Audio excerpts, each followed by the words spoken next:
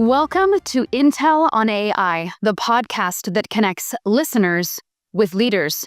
My name is Heather McGuigan, and I am your host. Today's guest is Ted Shelton. Ted is a senior leader at Inflection AI, which is shaping the future of human-computer interaction. Their breakthrough product, Pi, is the first AI designed with emotional intelligence. An empathetic conversational assistant that redefines how people relate to machines. His work empowers organizations to harness AI for scalable, personalized interactions across every customer touchpoint. Ted, welcome to Intel on AI. Thank you for having me, Heather. I gotta say, I am really fascinated to hear about this. So I'm going to launch in with our first question. Your team often speaks about emotional intelligence in AI. For a business audience, what does that actually look like in customer interactions?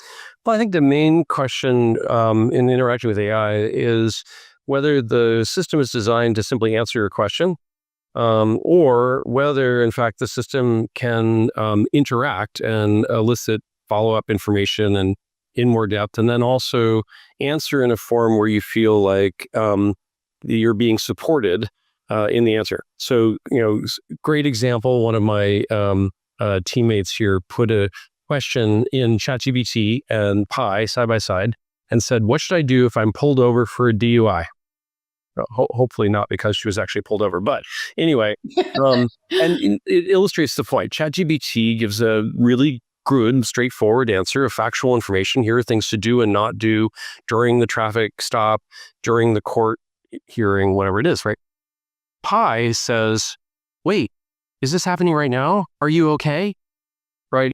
Very, very different kind of interaction. Now, in a business context, that can mean all sorts of things, but you want your coworkers to be empathetic and engaged. There's a ton of reports and studies out there that talk about how a more engaged, supportive workforce is a more productive and successful one working together. And you want your AI to be that way too.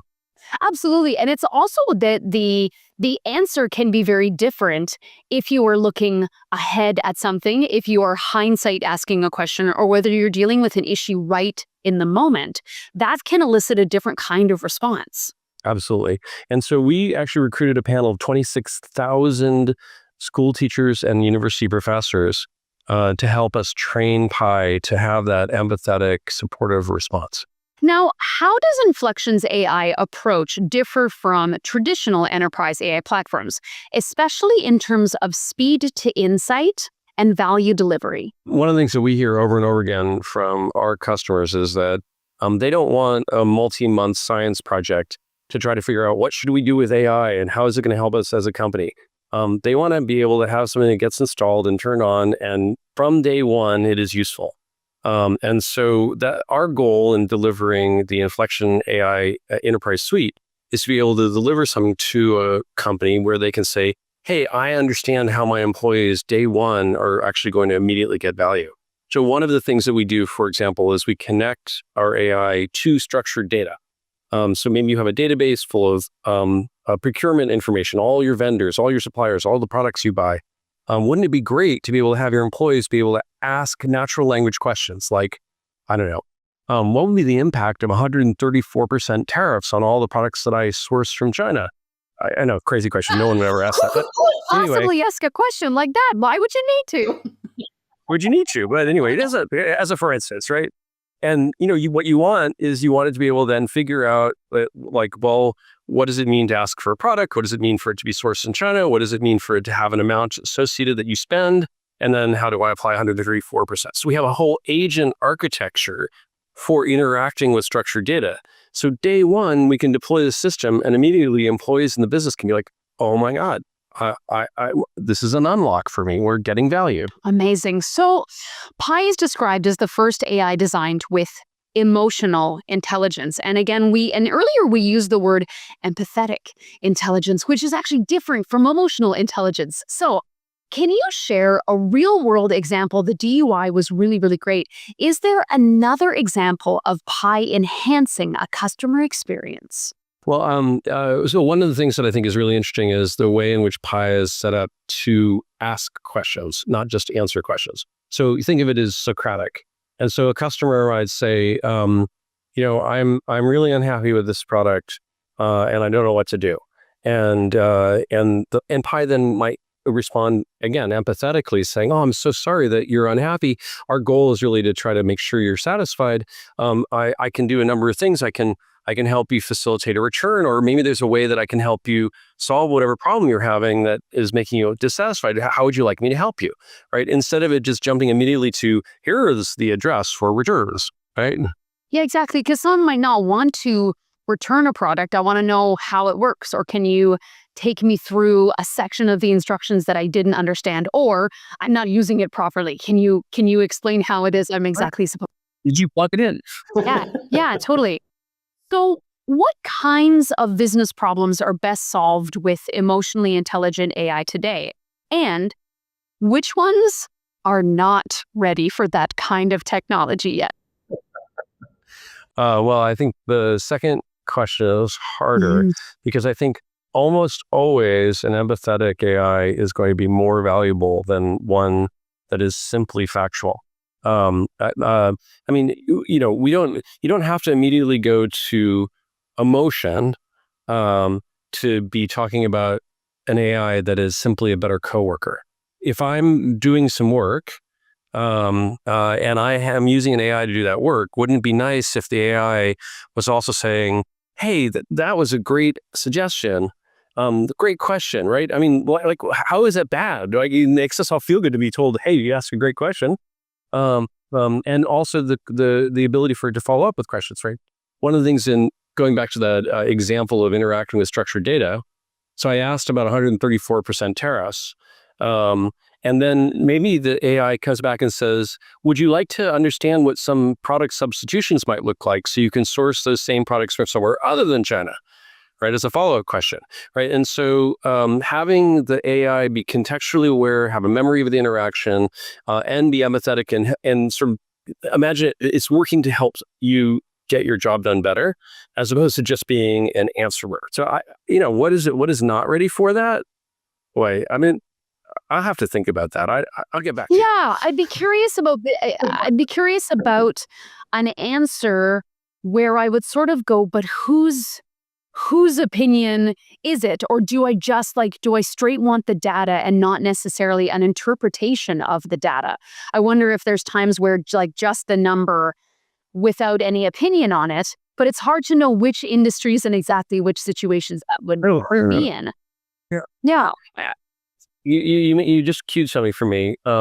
So we do find sometimes that Pi can be too chatty, Me too. right? And sometimes want it to be shorter in answering, right? And so we actually do have a version of Pi which we call productivity. And so we can detect the intent of the user. If the user says something like, "Don't be so chatty," or "Just give me the answer," or whatever. Like it'll pick up on that, just detect that intent, and use the productivity version. It'll be less chatty. Yeah. I think my husband would like that tool for me. Less chatty.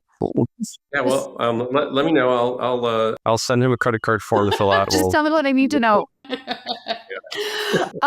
You've talked a little bit in the past about democratizing decision support beyond the C-suite.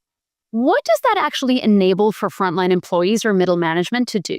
Well, imagine, if I just give you that structured data example.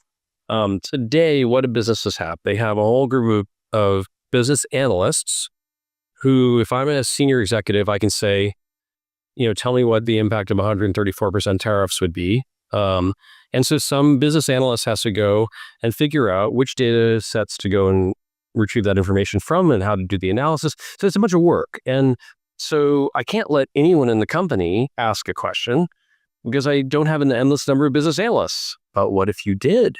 What if you had the AI business analyst?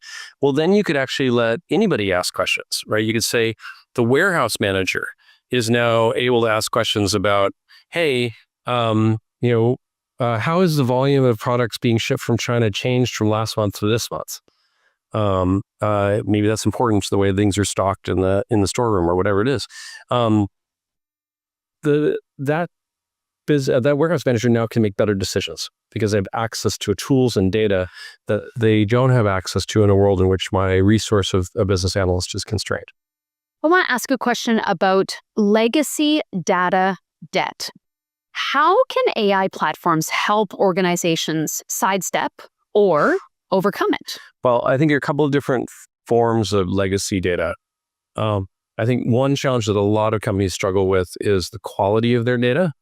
I was just having a conversation with a customer this morning, in fact, about saying, look, I get spreadsheets that have a list of customers' names. It's the name in the spreadsheet is XYZ. But then if I go to Salesforce, I have 15 different entries for XYZ. I have XYZ Global and XYZ US, and how do I actually match these things up, right? And so that's an example of a legacy data problem. One of the important things you can do is to take the rest of the context. So that spreadsheet doesn't just say XYZ.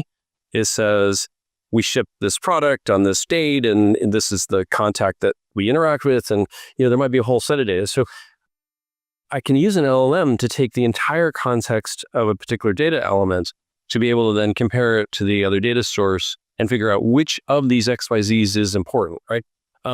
So there's a step that a human being would otherwise have to do that I can now rely upon machine intelligence to do for me. And by the way, on the tail end of that, I can also clean up the data. I can go back to that spreadsheet and write, oh, this was actually XYZ US, and fix the spreadsheet, right? And when a company is selling millions of products, there isn't a person to go through that data.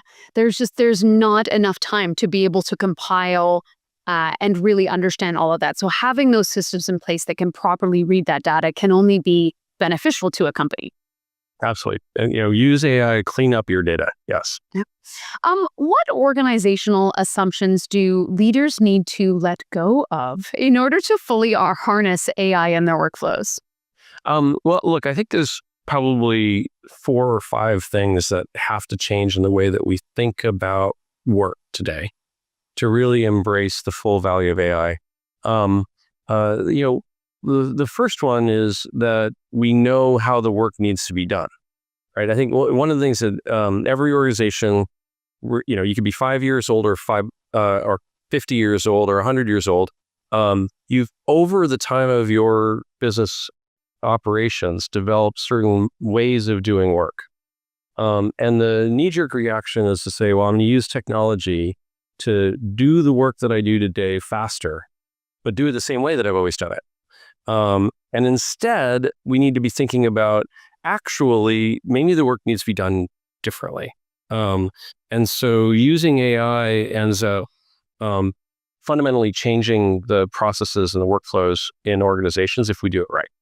Now, the next step, though, what that does is it changes what the role of people is in those interactions. And so I think the second thing that we need to rethink is, what are the things that we want people doing in these workflows? And I would argue that there are really 3 key things that we want humans to do, so that at some future endpoint where we have us all working properly, right? Not Monday, on Monday, 2:47 p.m. Pacific time, suddenly they're going to flip the switch and it's going to work. But where we're headed is that people are going to do 3 things. The first one, and the most important, I think, although the other 2 are super important too. Maybe I shouldn't say anything's most important, but the first is critical thinking.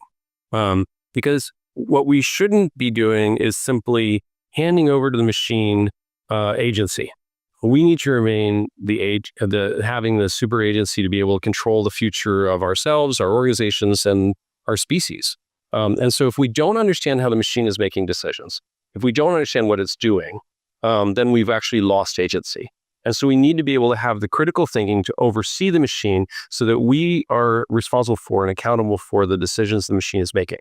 That doesn't mean intercepting every decision and getting in the way of it. It means when a decision is made, knowing why and how that machine was making the decision and being able to say, yes, I approve of that process. So critical thinking, number 1. Number 2 is creativity. The machines are fantastic at generating things, but they are better and more interesting things that they generate if we give them better and more interesting direction. So I don't know if you've played at all with the latest video generation tools. Google just came out with one. It seems like there's one every day. How do I make it interesting? Like I can say, show a room full of busy office workers, right? That would be pretty boring. They're like, you get creative and show an octopus dancing in the office. Suddenly it's more interesting. And if I could go further and further and say, show the octopus handing out treats to all the employees as they're working, right? And suddenly the creativity is driving something really exceptional coming out of the machine instead of it being boring. So critical thinking, creativity. And then the third one is about collaboration and connection. Because ultimately, we as human beings should look at our coworkers and our friends and our family and recognize that there is a core value as a species in having a human being to human being relationship. We shouldn't assume these machines are going to be our friends. In fact, it's, I think, dangerous when we... There's a lot of movies that suggest that. I'll get down the list.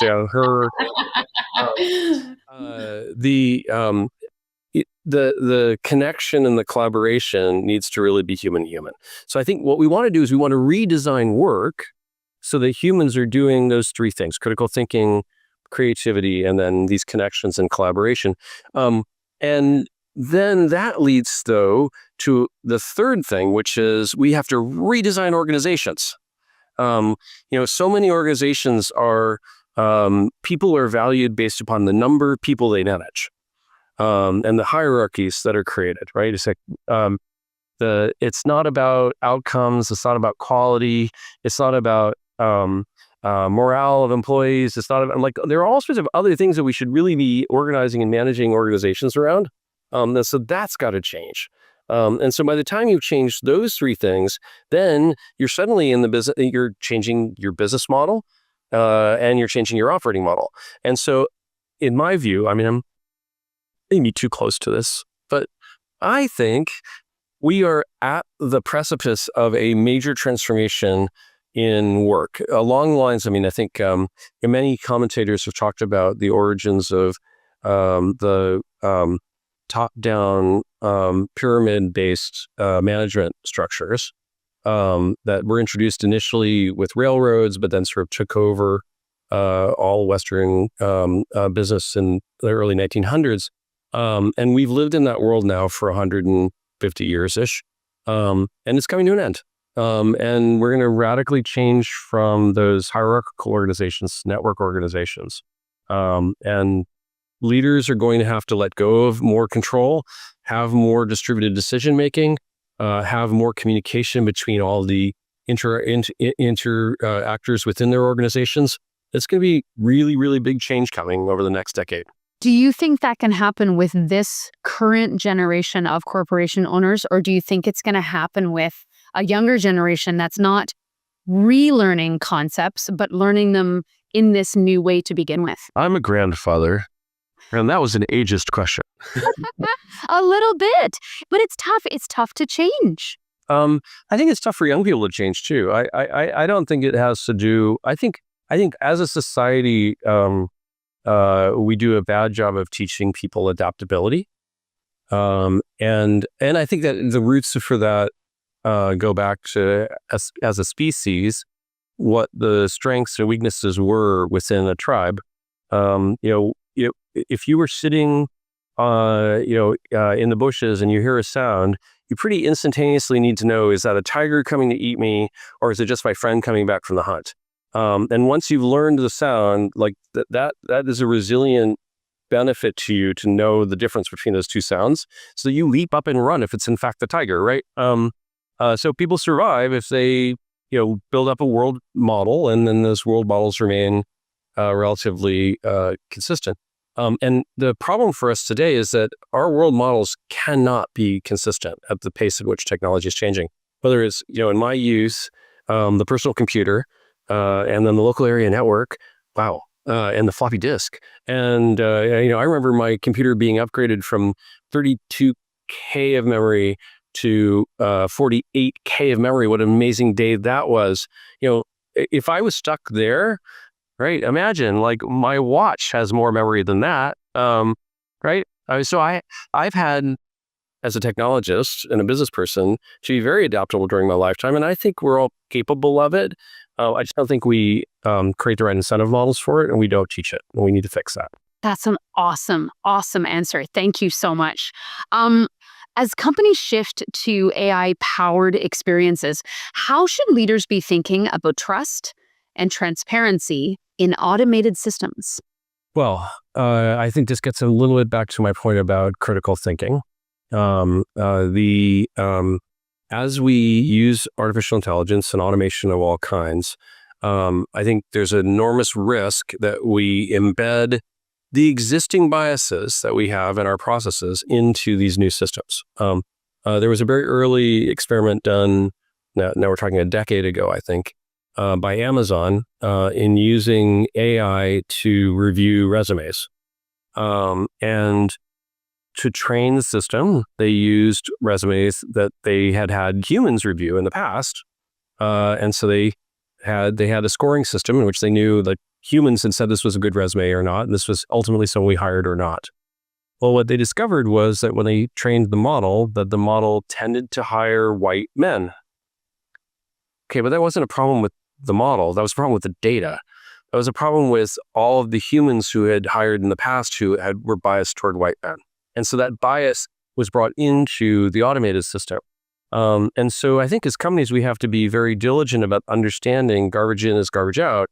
How are we designing these things? How do they actually work? Do we have oversight over how they're working? Do we regularly review and audit how they're working to make sure that they're doing what we want? I mean, for God's sake, if you have a company that wants to hire only white men, maybe you go do that. We tend to think here at Inflection that diversity is actually a superpower. And so we wouldn't want that, right? So, but the important part is for a company to say, be explicit about what you want, design the system to achieve your objective, and then also on an ongoing basis, monitoring and audit your system to make sure it is in fact doing what you want. Cool. What's your perspective on AI at the edge? Do you see a future where emotionally intelligent AI runs outside the cloud, say on devices or embedded systems? Absolutely. The really interesting thing is actually even beyond that. So yes, I'm going to have AI embedded in all sorts of things in my environment. But the AI embedded in my environment is also going to be able to communicate across the entire fabric of devices. And so imagine an automobile, and actually at CES, there were a couple of auto manufacturers that just showed this kind of technology, where you get in the car, and it would immediately recognize who you are. Hi, Heather. Welcome back. Did you want me to put on that light jazz station that you enjoy? It already knows you. It already interacts with you, and you can be like, no, I've said I hate light jazz. Put on the hard rock. And it's like, okay, I'll remember hard rock next time, right? But the level of discourse that you might have with that car, if the car is disconnected, might be limited to what radio station, what temperature. But if I want to navigate, right? I mean, already in our cars, we know from Google Maps and Apple Maps and all the rest, it's actually kind of useful to know what the traffic situation is, isn't it? And so then I need communication from the car outward to other systems. Well, the same thing will be true for AI too. If I want to, so one of the use cases that we hear all the time for Pi is that people will turn it on in their car while they're driving as a companion, right? So I'll be driving, just as if I had somebody sitting with me in the car, I can talk to Pi and say, hey, help me think through this hard situation I have at work. And then you drive your 45-minute commute and you work it out with Pi, and by the time you get to work, you're like, oh my God, I have all these strategies for how to solve my work problem. But that isn't going to happen in the car. When you get to that sort of more complex reasoning and thought, it's going to happen in the cloud.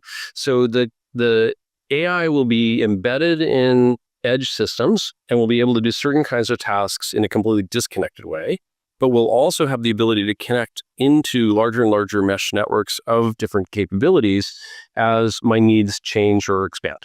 How do you approach fine-tuning and orchestration to meet different enterprise needs, especially in regulated industries? Now, one of the things that we believe in is what we call private AI. And we think that companies should and ultimately will own and run their own AI, not to do everything, but to do the most regulated and private, secure kinds of activities, but also to do things that relate to their specific industry or even their specific company or even the particular workflow they're engaged in, where the system can have more intelligence about them and their environment and be really customized for that particular purpose. So if I simply say something like, the large language models are great at things like, give me a memo about how we might want to organize a party for employees. And what considerations should we take into account when we're planning this party? Well, a large language model can do that just fine. Now, if I wanted to say, I really want to plan a party that's relevant to my employees. Well, you have to know who my employees are, right? And so you're going to want to have a model that's customized to know something about the fact that you've got a particular kind of workforce that maybe a large number of your workforce is from a particular country or has a particular cultural background, so you want to be sensitive to that, right? The large model isn't going to have that context. And so you're going to want to be able to have your own local LLM that you're running yourself. So I think the first reason companies will do it is security, right? So there are going to be instances where you have information that you simply do not trust being outside your firewall. A second reason will be pragmatic. So did you know that every U.S. Navy ship has its own data center? Kind of crazy, right? But Navy ships have their own data center because there's an enormous amount of information that needs to be processed in real time on the ship because you can't rely on a network connection, right? So there can be pragmatic reasons why you're going to have to own and run your own AI. And then you're going to get to the customization. How do you actually make these models more fit for purpose to your industry, your company, to your particular process? And then there's cost because we're going to do so much compute, right? We're already seeing with our customers right now, the number of tokens, which is a sort of a measure of consumption in AI, are doubling per employee every 3 months. Because as employees figure out how much they can do with this, how much more work, how much more productive they can be, how many more things they can do, they use it more and more, right? Well, the cost skyrockets. And so you need to be thinking about, for a given use, where is the most cost-effective way to run this that is still going to give me the results I need? And we think companies will run their own AI in part also then to manage that cost. Now, when we talk about the future of AI, I mean, frankly, I could talk about an hour from now, but I want to look ahead about 3 to 5 years. How do you see AI reshaping internal operations, especially for companies outside of tech? Yeah. So over the next 3 to 5 years, I think the number one challenge that we're all going to have to wrap our heads around is that I believe that we will arrive at a point where we can rely upon an AI the way we would rely upon a human employee. And so we're going to be able to have AI as a real coworker in the business. And we're going to want to have our real human workers do their work augmented by the AI. So we're going to have to change the way people and AI work together. We're going to have to rethink the way that we organize work so that we have AI doing the things that we don't want the humans doing. And that new way of organizing and managing work is, I think, going to be the hardest transformation over the next 3 to 5 years. But ultimately, I think we're going to arrive at a much better world. We're going to arrive at a world where so many of the things that are rote, repetitive, detail-oriented, and honestly, humans get bored and make mistakes doing, they're all going to be done by machine. And we're going to free people up to really be able to then push the envelope on the next set of hard problems that we want to be able to take on. I think there is, as you alluded to earlier, a challenge of being able to really wrap our heads, each of us individually, around this change that needs to happen. I think there are lots of people that go to work every day thinking, hey, I go to work and I move things from this box to this box. all day long, and it's boring and I hate it, but I get paid, and I then can leave and do the things that are interesting to me, like play guitar or go to coffee shops and talk with my friends or whatever it happens to be that pleases them. And I do think that one of the challenges of the new work environment is the work that is going to be available is work you're actually going to have to care about and think about. And so if I was going to describe it for humans, what the biggest change is, it is that if you're going to be gainfully employed in this new economy, it's going to be because you're doing a job that you actually invest yourself in. It's not going to be just moving things from one box to another. Wow. What a fascinating thought. If we were to fast forward 5 years to 2030, what do you hope people will say Inflection AI made possible in the enterprise world? So there's a set of things that I hope that we can help enterprises unlock. All three of these things are things that are, I think, going to be essential to companies succeeding in redefining themselves, transforming themselves with AI. The first is leadership. So many of our leaders today do not understand how AI is going to change the way the world works. And they need the hands-on experience. They need to have the visibility so that they can believe in it and thus then provide the support, air cover, the incentives, and the rewards to the rest of the organization for going through the transformation process. So I hope we can help unlock leaders' view of what AI is capable of. Number two is employees need to be able to have access in a safe and secure way to these tools. There isn't the risk of you're going to lose your job because you put the wrong information into the wrong model, right? And you also want employees to be able to say, wow, I just discovered an amazing thing that you can do with this tool, and I want to share it with the other employees and be rewarded for having discovered it and shared it, right? So I hope that we can enable employees and really be that unlock that gives them the confidence to use these tools in a safe and secure way, as well as the facilitation of the learning, the collective learning that can happen when we're all doing it together. And then the third thing is, I think every company needs to be doing experimentation. And the most valuable experimentation is the experimentation that from the outset is going to fail. And what I mean by that is take on a really hard problem in your organization, one that you're pretty sure that the tools today are not sufficient to be able to handle. But you take it on and design for the future because you want to understand what is it that needs to be true, what needs to be fixed about the way the technology works, so that use case can happen.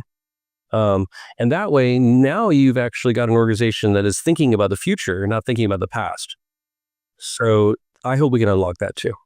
Amazing. I want to thank you so much for coming on the show. This was such a fascinating discussion and ultimately a really human discussion, which I think is so important to have when we're talking about this type of technology. So, Ted Shelton, thank you so much for coming on the show today. Pleasure to be here. And for everybody watching, this was another episode of Intel on AI. My name is Heather, and I am your host. Thank you so much for watching. Have a great day. Bye.